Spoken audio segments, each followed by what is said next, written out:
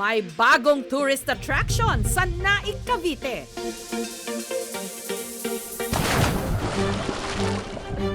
Meron itong 1,600 square meter na swimming pool na pinalilibutan ng mga cottage. Pwede ritong sumakay ng ATV.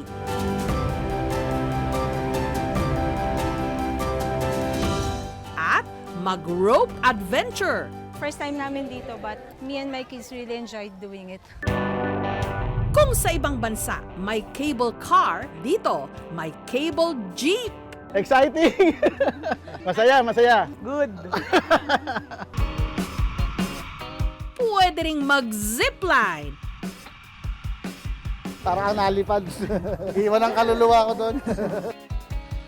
At zip bike. Sobrang saya. Tawirin ang 160-meter skywalk hanging bridge na may tempered glass sa gitna na talaga namang nakakalula. It feels safe, exciting. Subukan din ang kanilang crystal kayak, go-kart pedal at glamping. Hala, nasa Palawan nata tayo. Lahat ng ito nasa 9 na ektaryang Eco Farm Resort na ito. Produkto ng dugot pawis ng civil engineer na si Jun Ducat at ng kanyang misis na si Marisa. Welcome to Paraiso de Don Quixote! Nagumpisa po kami sa pamumulot ng mga bricks. Yung pong tinatapon ng isang company sa loob ng economic zone. Sabi niya gawin natin mga plant box, tsaka pan-design sa mga modular house. So nag-exhibit po kami noon. Nagtuloy-tuloy po ulit yung aming construction company. Lahat ng pinaghirapan ko, 10 taon mahigit, binuhos ko ulit rito. Ibang property, binenta ko, nilagay namin dito para ipaayos ang resort.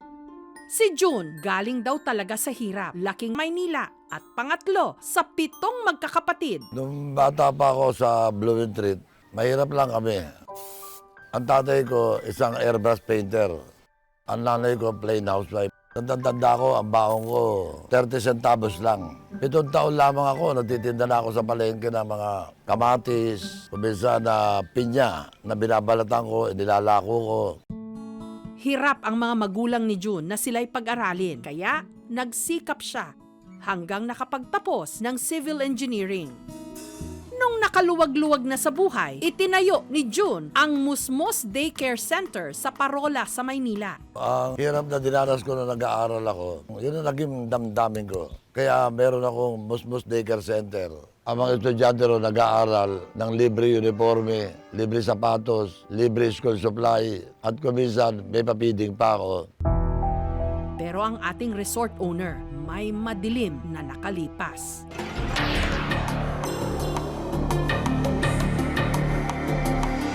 Update po tayo kaugnay sa hostage crisis sa Maynila. Yes, Rafi, patuloy pa rin ang nangyayaring standoff dito sa Bonifacio Shrine. Kaugnay ng nangyayaring hostage crisis. 17 taon na kasi ang nakararaan. Umaga ng March 28, 2007.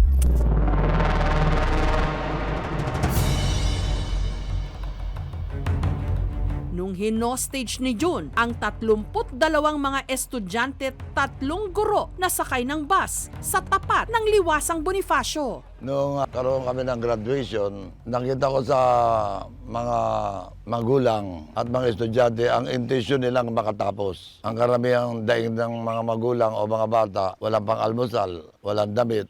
Kinakailangan siguro dagundungin ko sa pamamagitan ng isang marahas na pamamaraan. Huwag po kayo magagalit sa akin sapagkat sasabihin ko katotohanan. Kung meron ng edukasyon, ang mga kabataan, magkakaroon sila ng disiplina. Hindi sila magiging hati, hindi magiging lasingger. Kung meron, naintindihan pa ninyo ako. Isa sa mga batang estudyante na na-hostage ang nooy 7 taong gulang pa lang na si Zainhon. Alam ko magpi-field trip kami. So, excited ako ng mga araw na yon. Huminto kami sa tapat ng City Hall Manila. Nakita ko na po talagang may mga armas sila, bomba. Tapos mayroon dala-dala si Sir Jun Ducat na baril. Ang mga armadong hostage taker kasama na pala nila sa simula pa lang ng biyahe. Isa kasi rito ang may-ari mismo ng pinapasukan nilang daycare center sa Parola, Tondo na si June Ducat. Kasama ang isa pang lalaki, si Ogie Carbonel. Nakaramdam din naman po ako ng takot. Nagalit ako, ikaw ba naman papayag ka na hostage mo yung apo ko? Kung nakita ko lang siya, baka nasapak ko siya. Pangit yun eh, dadamay mo yung apo ko. Para kumalma ang mga bata, nilibang sila ng kasama nilang guro. Ang isa sa kanila, si Marie. Lord, ano nangyari? Ba't ganito? Pag alam namin, outing to. Ba't dito napunta kami? Kasama ni Teacher Marie sa dapat sanay excursion ang 3 niyang mga anak. Pagkasilip ko rin po nun sa may bintana sa bus na may nakita rin ako mga baril ng pulis, nakatuto kay Sir June Ducat. Si Ramon naman, ama ng isa sa mga hinostage na bata na si Angelica. Kamusta ka naman ngayon? Niisip ko lang yung anak ko kung hanggang anong oras sila dyan. Nakita mo siya kaninang kumakaway. Ano yung pakiramdam mo kanina? Hindi ako mapakali, umiyak nga ako eh. Binigyan din daw si Teacher Marie ng pagkakataon ni June na makalabas ng bus at tumakas. Sinong gustong bumaba na. Tinanong kami. Wala pong gustong bumaba. Bandang 1:00 ng hapon, si Zainhon pinababa ng bus dahil sa taas ng kanyang lagnat. Sumakit yung ulo ko, tumaas yung temperature ng katawan ko. Ang sa isip-isip, salamat na lang yung apo ko nilagnat. Agay nanawaan ako kasi nasa ambulansya na yung apo ko. Ang hostage drama inabot ng gabi. Ang mga magulang na nasa Liwasang Bonifacio noon, nagsindi na ng kandila. Ang pinakamahalaga dito yung komunikasyon. Dapat natin tandaan maging kalmado lang tayo at makipag-usap lang tayo ng normal. Huwag din tayong magrereklamo o kayo makipag-away dito. Pagbigay alam nyo agad sa otoridad. Huwag na huwag kayong makikialam. Hayaan nyong hawakan ito nung may mga aral dito, yung mga tinatawag nating hostage negotiation expert. Ang demand niya, welfare nitong mga bata at pamilya nila. Number 1, yung education ng mga bata na yan. Pangalawa, yung livelihood at pabahay. Sinang-ayunan ko siya doon sa mga sinasabi niya. Hanggang 7:00 ng gabi, natapos ang mahabang pag-uusap ng mga otoridad sa mga hostage taker. Tuluyan ang pinalabas ni June ng bus ang kanyang mga bihag. Parang tila hinahalikan pa yung mga bata. Yes, isa-isa. Sapagkat yung mga batang yan ay nasa daycare center na ang may-ari si Mr. Ducat na libre ang pangangalaga sa mga batang yan. Hindi siya sumisingil. At saka siya sumuko sa mga otoridad. Mga kapuso, tapos na po ang hostage crisis dito sa lungsod ng Maynila. Dinala sila sa Manila Police District. Sinampahan ng patong-patong na mga kaso gaya ng serious illegal detention, illegal possession of firearms and explosives, at child abuse. Hindi nyo ba pinagsisisihan yung ginawa ninyo?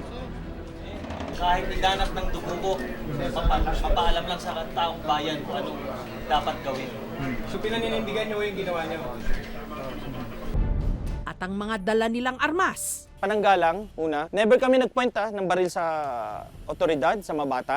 Humihingi ako ng paumanhin sa isang maras na pamamaraan upang maipahayag ang kakulangan ng pamahalaan sa mga maliliit.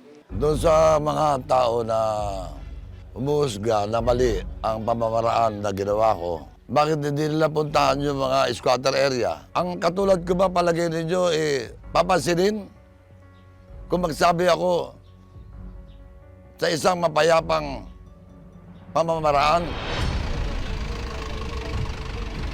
Ang mga bata agad na dinala sa ospital ng Maynila. Si Ramon, hindi na binitawan ng kanyang anak na si Angelica nung nakababa ito ng bus. Ano kung kwento niya sa inyo? Hindi na po siya kasi makapagsalita. Si Angelica, 23 anyos na ngayon, nakatira kasama ng isa niyang anak sa Pandi, sa Bulacan. Akala po namin na mamamatay na po kami lahat kasi hawak-hawak po ni Sir June yung granada po. Yung kaliwang kamay, yung ba yun? Granada ba yun hawak niya, Mike? Mukhang yun nga. Yun. May plaster, parang may plaster pa yata. Parang may plaster yung kamay niya. Naaalala ko lang po kasi yung nangyari po sa anak ko na hindi po namin alam kung ano po yung gagawin namin. Kasi bilang magulang po, siyempre takot at kaba kung baka mamaya magpaputok po si Sir Ducat sa loob ng bus. Nagalit ako kasi bakit ginamit niya pa yung mga bata? Pwede naman siguro sa ibang paraan, di ba? Kumbaga, sinangkalan niya pa yung mga bata. Hanggang tuluyan ngang nakulong si June. Ito ay kakarapin niya yung paglabag sa Revised Penal Code na Article 267. Ito yung serious illegal detention kung may pagbabanta, pananakit. Ito ay may karampatang parusa na reclusion perpetua. Ngunit dahil wala ni isa sa mga biktima ang nagsampa ng demanda laban sa kanila, makalipas ang 1 taon at 9 na buwan sa kulungan, naabsuelto si June. Paglabas ko, negative 15 million ako eh. Lahat na equipment ko na ibenta. Ang ilang property na isanla para masustinihan ko ang labang ko. Hanggang nagtayo siya ng sarili niyang construction company. Nung paglabas ko, ako pa rin ang tinangkilik nila. Sabagat sa panahon nang ako'y nangunguntata sa kanila, wala tayong project na hindi na abot ang time frame.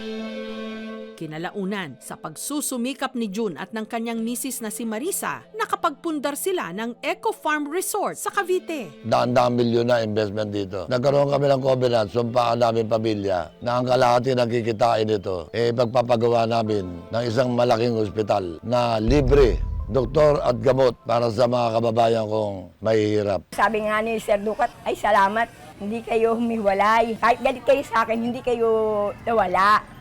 Tuwing March 28, nagkakaroon kami ng pagtitipon. Nagse-celebrate kami ng anniversary. Kami nagkukusa na dumalaw sa kanya kasi nakikitaan din naman namin may magandang ginagawa din siya.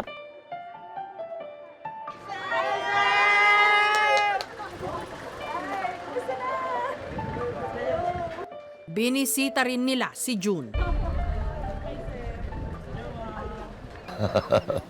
Ito, tapos na. Aircon technician. Kayo may lagnat di ba? Asa na kayo ngayon? Nasa Pandibulacan na po kami ngayon, sir. Ang mga sugat ng kahapon, sa kaso nila, tila hinilom ng panahon. Buo yung tiwala ko sa kanya na meron siyang pinaglalaban. Mabait siya. Nagpapasalamat din po kami sa kanya sa naitulong niya nung time na nasa Maynila kami. Hindi naman totally nalimutan kasi nandiyan pa rin yan. Kaya lang, kada anniversary, naaalala namin, pero okay na yun sa amin. Ayayakapin na kami niyan, mga bata, magbibless sa kanya. It's almost abnormal na maging malapit sa hostage taker. Siyempre, maraming nabigay na tulong para sa edukasyon ng mga anak nila. Pangalawa, baka ang tawag dito ay blind following. Si Mr. Ducat, isang hero sa tingin nila, para siyang Stockholm Syndrome. Nagiging malapit ang mga biktima ng hostage taking sa hostage taker nila. Pero ang kaibahan rito ay hindi sila naging malapit sa hostage taker during the incident. Kailangan nating pumili ng pamamaraan na legal, and ang pag-hostage taking ay never acceptable whether in the eyes of the law or in the eyes of ordinary people. Ang paraiso ay kaloob ng Diyos na someday maniniwala ako na may potensyal na makapagbigay ng maraming trabaho. Kaya nga dinadaan ko na lang sa resort advocacy na lang. Si June Ducat, isang patunay na ang isang nagkamali pwedeng bumangon. Ang mga kabataan, magkakaroon sila ng disiplina. Sana lang hindi na kailangan pang humantong sa karahasan ang mga ipinaglalaban. Marinig at maaksyonan ng mga kinauukulan at hindi kailangang humantong sa karahasan.